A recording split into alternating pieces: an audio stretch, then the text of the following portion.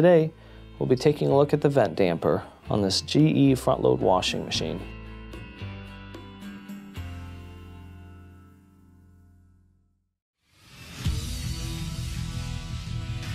Be sure to visit ApplianceVideo.com, where you will find thousands of repair videos on the latest technology.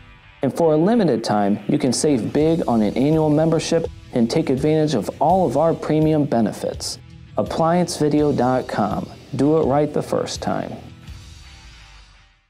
Stop. Before beginning any repair, always be sure to disconnect the power to the appliance. It is also recommended to test the outlet for the proper voltage. Remember to also turn off the water.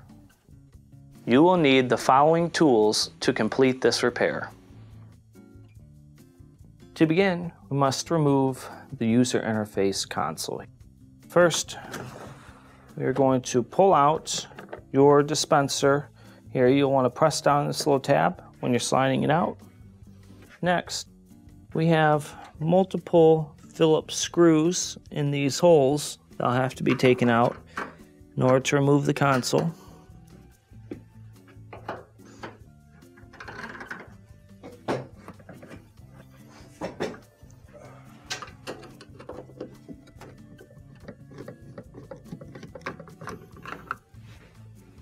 Then of course, after you've taken your screws out, make sure your dispenser is pushed in.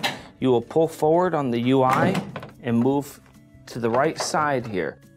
And underneath, we can see this is where it slides on, as well as two slotted areas where it slides on the actual console itself. There are two wires in here that'll need to be disconnected. First of all, you have your wire on the user interface portion. Take that one out. And this one on the back here has a strain reliever in it. You'll want to pinch that and pull it through. And as you can see, it's kind of pushed into this slotted area here. What you'll want to do is just pinch this cable, pull it out, and we can set your console to the side. Next, remove the top off of it. We have a couple of Phillips screws in the front that'll need to be taken off.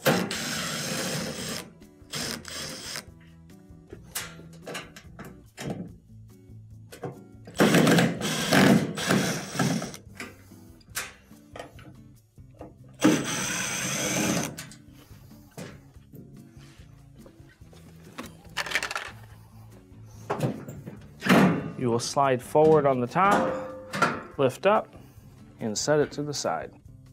Next, we have lifted the unit up on a block of wood, and the reason why we've done this is because we have 3 Phillips screws that are underneath that we'll have to take out. This just gives us a little bit better access.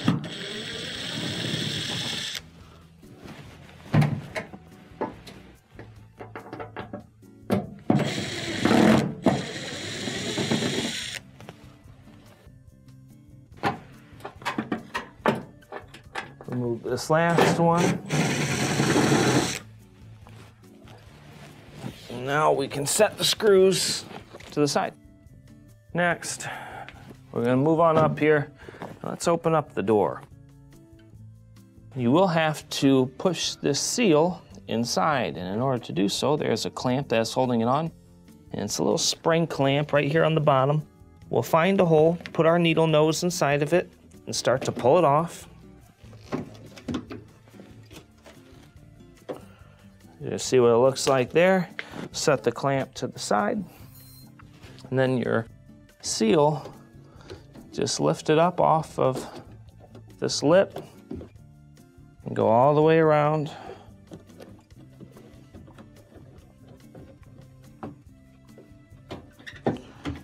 Then we'll just push it inside.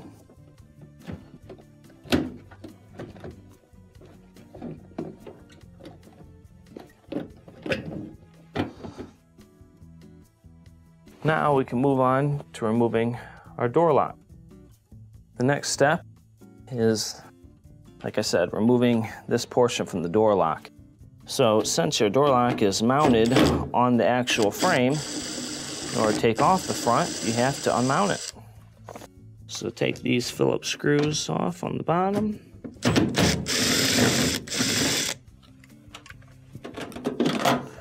pull off this piece of plastic here.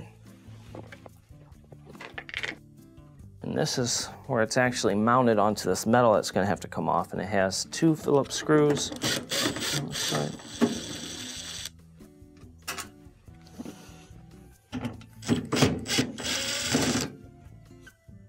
I'm going to reach behind here and just hold it while I do that. And then before we take it off, you can just let it rest right in the front. The next thing we'll want to do to remove the whole front here, there's a couple of screws that we'll have to take off along the top. We have the one on the edges. There are a couple of Phillips going through the back, as well as 3 that are holding on the fan in the front. So let's start with the 3 that are holding on the fan in the front. They're different colored. Let's remove these.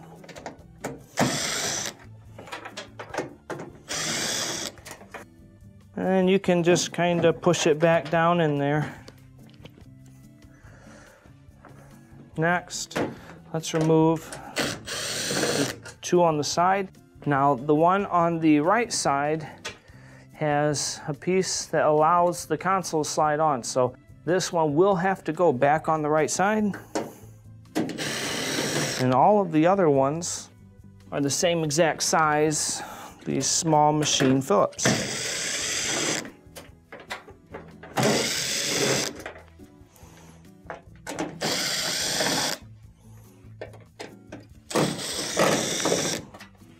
Now, do not just try to rip this off. In order to take this off, we're gonna have to lift it up and out. But on the back side, since this door can be switched, they have a door switch Molex right over on the bottom of this hinge. So when we lift it up, gently turn it to the side and disconnect that Molex switch there.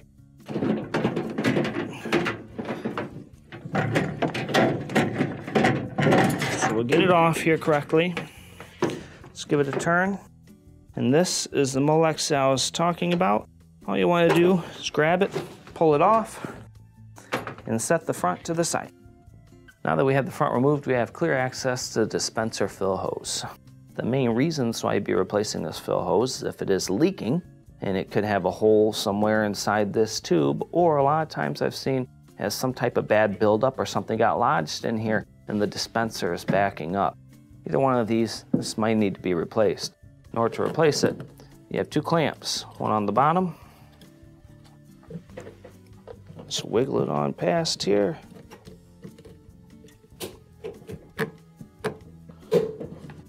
Once we move it past there, let's get the one on the top.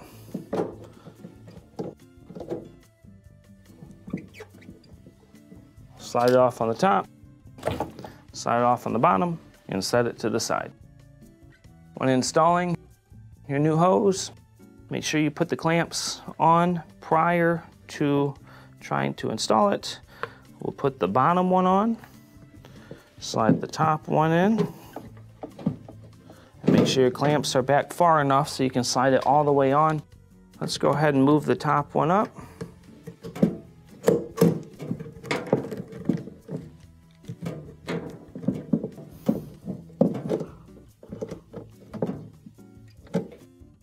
Next, let's reinstall the bottom clamp.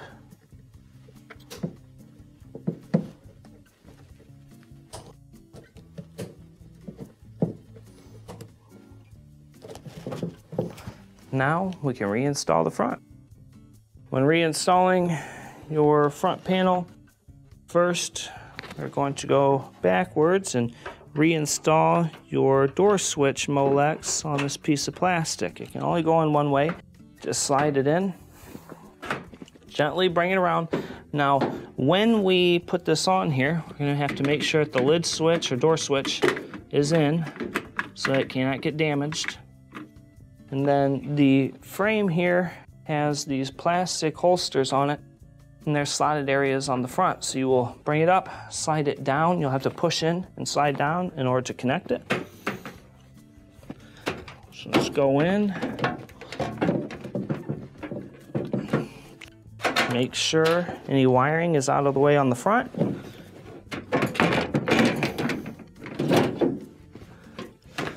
On this side, let's push back. and push down, and we can see that the screw is lined up here.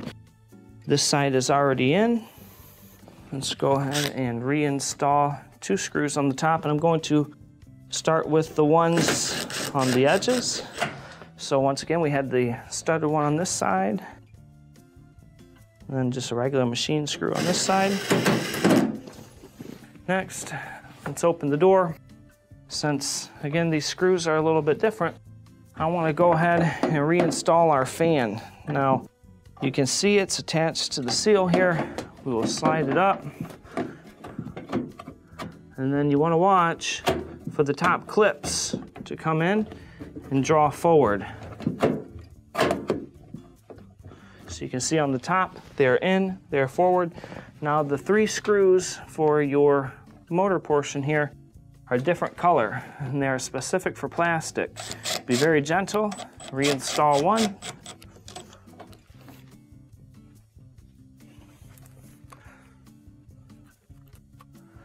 Let's reinstall the others.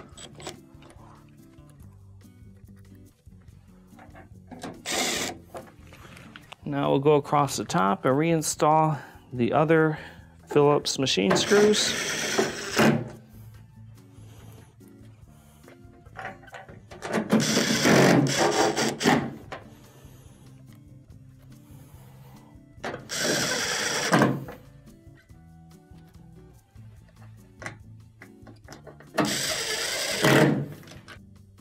Now we can reinstall the door lock.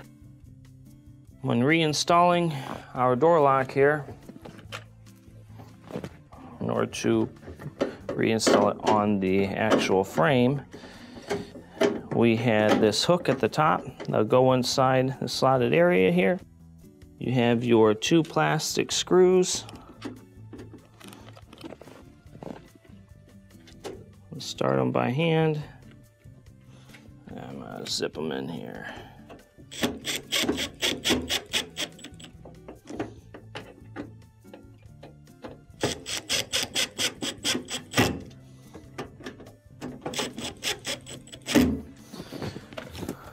Now let's go ahead and reinstall the plastic. You can only go on one way. There is your switch piece here that has to go through the hole. Let's reinstall the screws.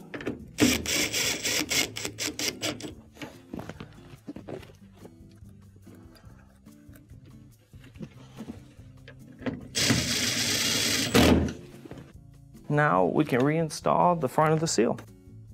When reinstalling the front portion of your seal, first, let's go ahead and bend all this rubber in.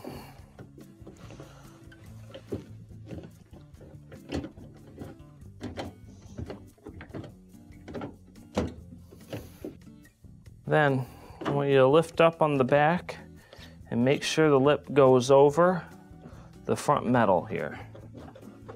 Just work your way around.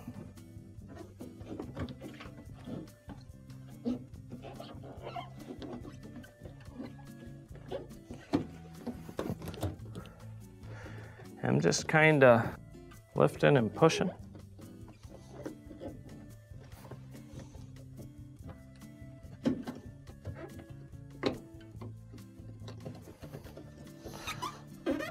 Go around, make sure it's all the way in. Now, when installing your spring clamp on the front, this can be a little trickier.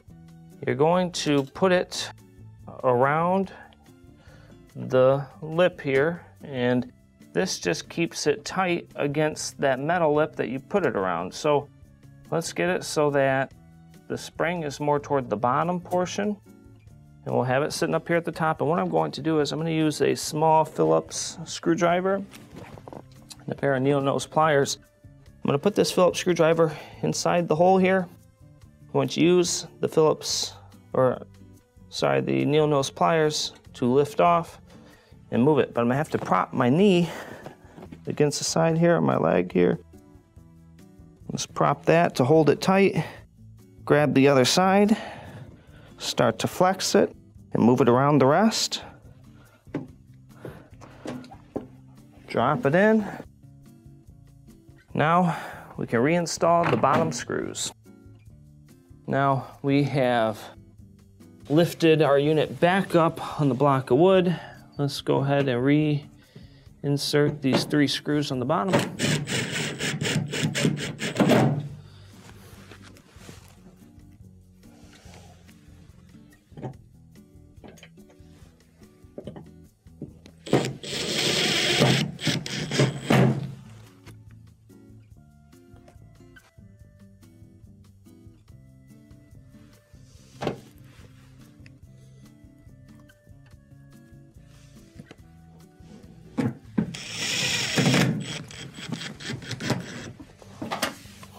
Now we can lift up on the top,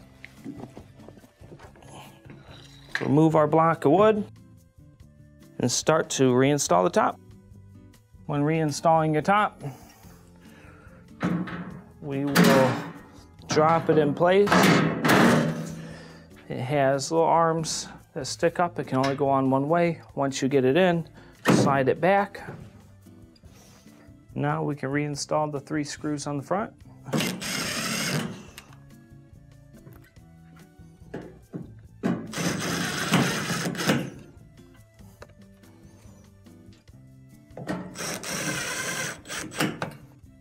Now we can reinstall the console. When reinstalling your console, first we will bring it in, and the first thing we'll do is reinstall the cable here. Your pinch line will be facing inside on the console, so put one end in, bring it in until it snaps. You can reinstall your strain reliever, just push it into the hole, and we will reinstall the wiring harness for the user interface portion. Next, we are going to bring it in at an angle, slide it in. You'll feel it cannot pull out, and just kind of drop it in place here. I recommend moving up your dispenser, just drawing it in before you reinstall your screws.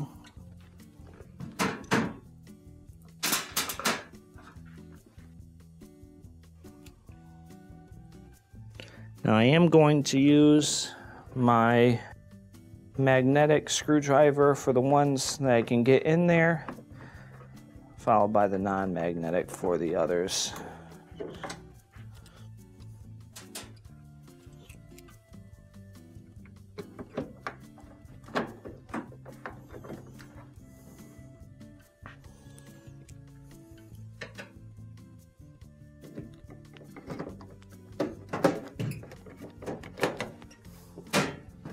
Now, these 2 in here are the ones that hold in the dispenser. So glide it in there and make sure you hold on to the dispenser inside while it's drawing it forward.